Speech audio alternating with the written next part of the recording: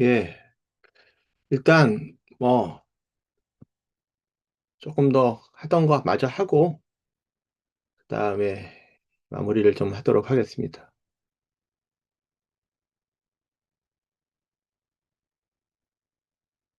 어, 하던 거라 하면 그 총정리하는 내용 조금 더 얘기를 해야 되는데 이제 그리스도교 중에서 개신교는 좀 다르죠, 맥락이. 가톨릭하고 다릅니다. 가톨릭이 조선이 아직까지 좀 힘이 있을 때 그래서 이런 것을 대해서 좀 배척하던 시기에 들어와 가지고 한 100년 고생을 했다면 여기는 조선이 이제 개방하면서 들어왔죠. 그래서 공식적으로 나라 문을 열고 나서 이제 미국의 국교 관계를 맺고 미국 공사관을 통해서 들어옵니다. 몇 번 얘기했지만 미국이 개신교 나라로서의 성격이 굉장히 오랫동안 유지됐기 때문에 미국의 공사로서 알렌이 들어오면서 우리나라 개신교가 이제 시작됐다라고 볼 수 있고 또 알렌은 의사였기 때문에 자연스럽게 이 병원으로 시작을 합니다.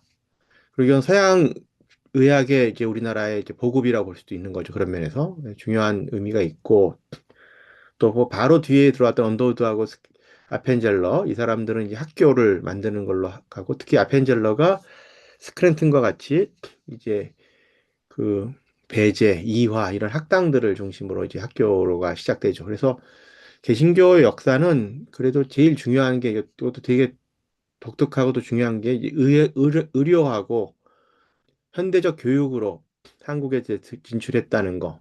그러니까 무조건 예수 믿어라가 아니라 여기도 이제 의료라든지 그다음에 이런 학교 교육이라는 어떤 문화적인 것을 통해서 한국에 이제 선교를 시작한 거죠. 그렇게 봤을 때도 의미가 있고 여기도 뭐 저항감이 처음에 있겠지만 한국 사람들이 서양 문화에 대한 그렇지만 내가 다시 얘기하지만 우리가 서양 식민지가 아니었기 때문에 그건 되게 유리한 요건이었던 것 같아. 서양 식민지였으면 좀 반발이 더 컸을 텐데 아니었고 어쨌든 감리교가 이제 정동교회라는 교회로 이제 건물 지은 게 이제 최초라는 건 좀 기억할 필요가 있겠고 이거 지금도 있는 건물이니까 그 다음에 이제 마테오 리치 같은 그 천주교 선교사들이 설득을 하기 위해서 어떻게 보면 교리책을 만듭니다. 신에 대해서 설명하고 이렇게 설득하기 위해서 되게 이성적으로 인텔리들을 대상으로 접근을 했다면 여기는 이제 한글 성경을 갖고 이제 가는 거죠.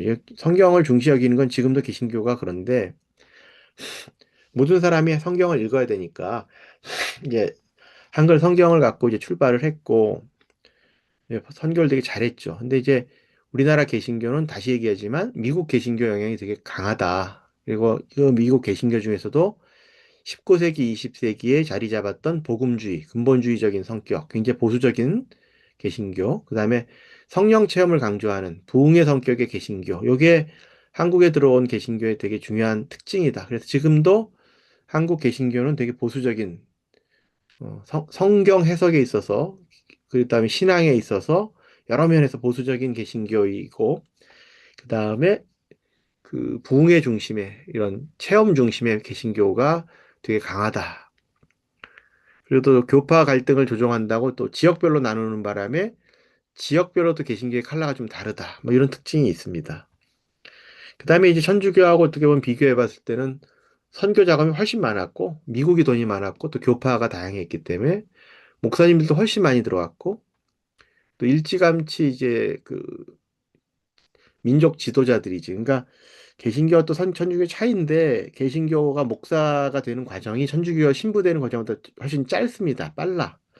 그 초창기부터 개신교는 한국인 목사들을 빨리 만들 수 있었고 천주교는 이거 뭐 유학 보내가지고 뭐 데리고 오고 또 신학교 여기서 만들어도 시간도 오래 걸리고 그래가지고 지금도 아마 내가 알기로 목사님 되는 시간이 더 빠를 거야. 짧아. 그래가지고 천주교가 이제 한국인 신부 만드는 속도보다 개신교가 목사님 만드는 속도가 훨씬 빨랐고 또 이 사람들이 이제 빨리 생기니까 이제 민족 의식이 있는 지도자들이 리더십을 발휘하게 되고 그래서 그 일제 강점기에 치사 참배에 대해서 저항도 얘네들이 더 세게 했고 그다음 평양 대붕해를 통해서 이제 토착화된 어떻게 보면 한국의 개신교가 이제 자리 잡는데, 지난번에 이제 이 평양 대붕해가 굉장히 큰 이 사람들한테는 경험을 갖다 줘서 평안도가 이제 굉장히 개신교의 본산지처럼 됐고, 또 이게 나중에는 그 김일성 정권에 의해서 북한이 이제 공산화가 되면서 평양도에 있던 많은 개신교 신자들이 남한으로도 내려와 가지고 반공주의에 또 투철하게 되는 또 그런 또 하나의 모습이 되죠. 어쨌든 그 한국의 이제 개신교는 특히 이제 해방 이후에 발전을 하는데, 이 미 군정이 우리 남한을 통치했고 또 자기들하고 가깝게 관계를 맺을 수 있는 천주교나 개신교 쪽 사람들과 손을 잡았고, 또 첫 번째 대통령인 이승만이 개신교였고, 또 전쟁을 치르면서 반공주의가 우리나라에 굉장히 강하게 자리 잡는데, 또 북한에서 내려왔던 개신교 교인들이 또 리더십 역할을 했고, 뭐 여러 가지 요인들이 있는데, 요게 이제 한 축, 이 반공주의와 함께 성장한 게 한 축이고, 또 다른 축이 박정희 시대에 이제 근대화를 하면서 도시로 사람들이 막 몰려들 때, 모여드는 사람들에게 어떤 성령 체험이라든지 위로라든지 이런 걸 주면서 또 개신교가 확 커진 게 또 한 축. 이 두 축을 통해서 이제 해방 이후에는 제일 급격하게 성장했고 많은 신자들을 확보한 게 개신교죠. 그래서 뭐 한 처음에 이제 20세기 초반에만 해도 한 0.2%, 그다음에 해방을 맞이했을 때 2%, 그다음에는 지금 20%, 뭐 이런 식으로 보면 계속 엄청나게 컸죠. 예, 지난 한 100년 동안 이렇게 성장한 종교가 있을까? 그리고 어느 나라에서도 이렇게까지 개신교가 빨리 아시아에서 퍼진 데가 있을까? 뭐 이런 생각을 해보게 되는데, 지난번에 얘기했지만 그렇게 된 이유 중에 하나는 유교하고 불교 같은 한국의 중추 종교들이 굉장히 몰락한 상황에서 그리스도교가 역할을 한 거죠. 유교는 뭐 조선의 패망과 더불어서 사실상 만국의 책임을 지는 종교처럼 돼서 또 고인물이고 꼰대들의 문화처럼 여겨져서 역사의 뒤안으로 좀 가버렸고, 불교는 유교가 조선 500년 내내 좀 힘을 다 빼놔가지고 다시 살아나는데 좀 시간이 필요했고, 그래서 이제 조선 말부터 일제강점기는 신종교하고 그리스도교 역할을 하는데, 앞서 얘기했던 신종교가 이제 해방 이후에는 오히려 밀리는 거죠. 그렇죠? 그래서 둘 다 이 새로운 세상에 대해서 얘기를 했고, 그 새로운 세상은 다 평등인 거고, 일단 물질적 발전이 이제 토대가 되고 있기 때문에 영적인 어떤 발전이 있어야 된다는 생각을 했다는 면에서는 똑같습니다. 신종교나 그리스도교나.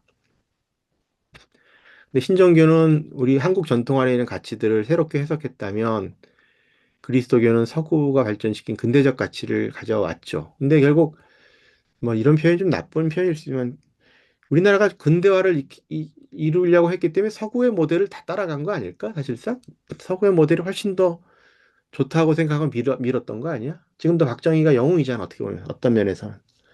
박정희를 그렇게 그리워하고 또 영웅시하는 사람들이 꽤 있습니다.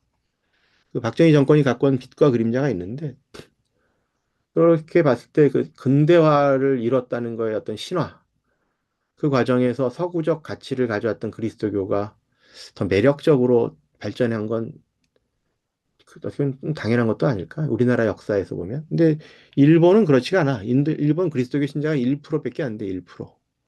일본만 그런 게 아니야. 뭐 다른 아시아 국가에서도 그리스도교 이렇게 번성한 나라가 없습니다. 이런 것들이 사실 우리들에게 한국의 어떤 고유한 특징, 문화, 역사를 생각하게 합니다. 그리고 이제 나머지 얘기는 내가 PPT 안 갖고 하려고. 그래도 한 네 사람이 켰네. 착하네.